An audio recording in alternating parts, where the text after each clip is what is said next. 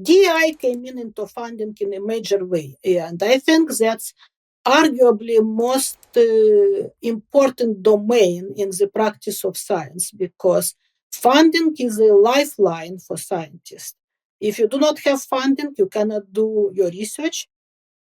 You cannot also get your tenure. So in this sense, funding is more important than hiring process itself, because you cannot stay in academia without funding.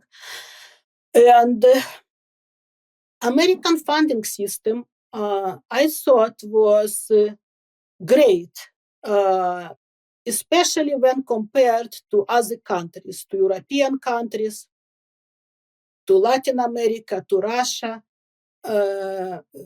These countries still struggle in developing a meritocratic funding system. And the systems that they have in place, the biggest problem for these countries is not the lack of funding or lack of resources, but how funds are distributed, how, things are not given by the merit, but by some connection and all that. Now, American science used to operate on meritocratic principles. So proposals were evaluated based on in the very rigorous process of peer reviewing and panels, where people look at the validity of proposed ideas, on the quality of preliminary results, if they're there, in potential impact of proposed work, and also on the track record of proposers, what they accomplished before, and Right. how qualified they are to do what they are proposing. And of course, also in different funding agencies, one of the people look at how well the proposed work aligns with the mission of the funding agencies. For example, NIH is dedicated to research related to human health. NASA is dedicated to space exploration. Department of Energy is dedicated to energy research, and so on. So,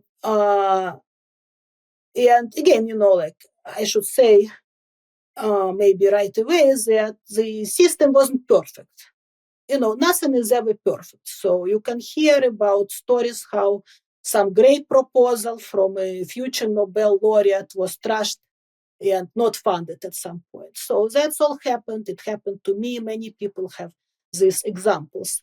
Now, but what is important is that on the long run, in bulk, the process worked. And I remember when I was frustrated with my failures with early proposals, my colleague said, look, calm down, do your best next time, and you should know that cream rises to the top.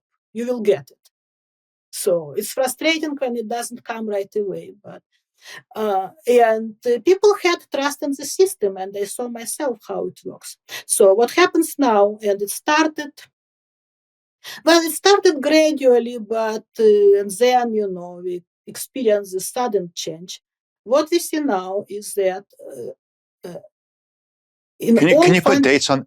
I'm sorry. Can you put some dates on this for us? Like roughly when did you start seeing a change happening in the funding criteria in science? Can you date it? Maybe there was again some background, things that crippled through, that started actually around 90 when I started my work. That was when National Science Foundation introduced what they call broader impact criteria in addition to intellectual merit. And at the time, that sounded like something rather benign and maybe even positive, when they say that, we want you to explain how your work benefits society at large. And then, in the beginning, people thought, well, I train workforce, I train graduate students to become expert in this, that benefits the society. Or, my theoretical work can lead to better solar energy, these things. But very soon, because this criterion was very vague, it became more and more a vehicle to implement diversity. And they have now a big part of it is increasing participation, which sounds like, again, also a good thing. There is nothing wrong of increasing participation. But what we see increasingly expected and what people kind of push towards to is to implement some identity-based practices in how you hire, how you mentor your students, and how you do the work. So that was kind of slow creep. But then fast kind of change happened around 2022, 2023. And the first thing that really shocked me was we received email from the Department of Energy.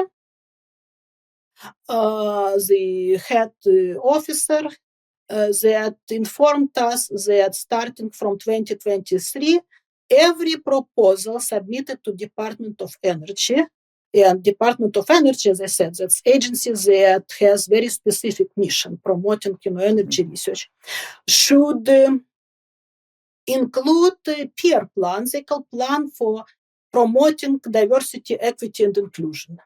And that this plan will be used as part of proposal evaluation, and proposals that do not have this plan will not be even reviewed, and so on. And if I may say that, I believe that was a direct result of the two executive orders that I mentioned before. Correct. Yeah, that was this, and also appointments. The head of DOE was one of the appointees by Biden administration that came from very modest scientific background, but an extensive background in diversity, equity, and inclusion. So, and the same, like if you look at NASA programs, they now also require this, they call it inclusion plan, which now, what is important is, some people, when you talk about these things, they say, well, what's wrong with that? You can write how, inclusive your group is and how you will support everyone equally and how you will promote people based on their merit and not their identity and so on. But don't fool yourself. So it's not what they want.